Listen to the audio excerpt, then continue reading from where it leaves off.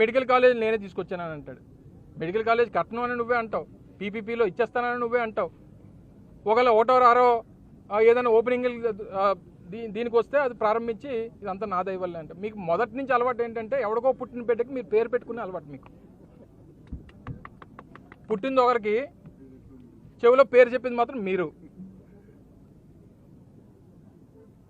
మరి మీకు ఆ రోజు కేవలం అమరావతితో పాటు విశాఖపట్నం లాంటి ప్రాంతం లేదా కర్నూలు లాంటి వెనుకబడినటువంటి ప్రాంతం ఇవి కూడా అభివృద్ధి చెందాలని చెప్పి జగన్మోహన్ రెడ్డి గారు ఆలోచన చేస్తే అమరావతిని తీసేశారు, అమరావతి రాజధాని పోయింది, జగన్మోహన్ రెడ్డి గారు సైకో అనేటువంటి మాటలు మాట్లాడారు. మరి దీన్ని ఏమనాలి? దీనికి ఏమైనా పేరు పెట్టగలమా?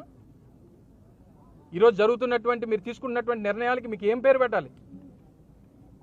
అంతకంటే పెద్ద పేరు ఏదైనా ఉందేమో అని చెప్పి చూసాం, దొరకట్లేదు. నీ పేరే చెప్తుంది. సైకో కంటే పెద్దది ఏముందని అంటే చంద్రబాబునే చూపిస్తుంది. అంటే ఇలాంటి కొడుకు గురించి ఇంక చెప్పాల్సినటువంటి పని లేదు. ఆ నార్త్ కొరియాలో కిమ్ ఉంటాడు, ఈయన ఆంధ్ర కిమ్. ఈయన నియంత్రణతో పరిపాలన. నాయకులు కనిపిస్తే, వైఎస్ఆర్ కాంగ్రెస్ పార్టీ నాయకులు కనిపిస్తేనో లేదా ఎవరైనా మాట్లాడితేనో వాళ్ళ మీద ఏ రకంగా కేసులు పెట్టాలి, ఏ రకంగా వారి మీద కక్ష సాధింపు చర్యలు చేయాలనేటువంటిది వారి తాపత్రయం. ఆయన అంతా ఆ రాజ్యాంగం చూస్తాడు. ఎవరికి ఏది కట్టబెట్టాలో 99 పైసలు భూమి ఇచ్చేస్తారు.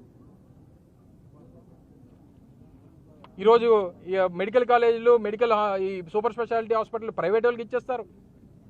ఆర్టీసీ లాంటి భూములు తీసుకొని వచ్చి లూలు లాంటి గ్రూపులకి ఇచ్చేస్తారు.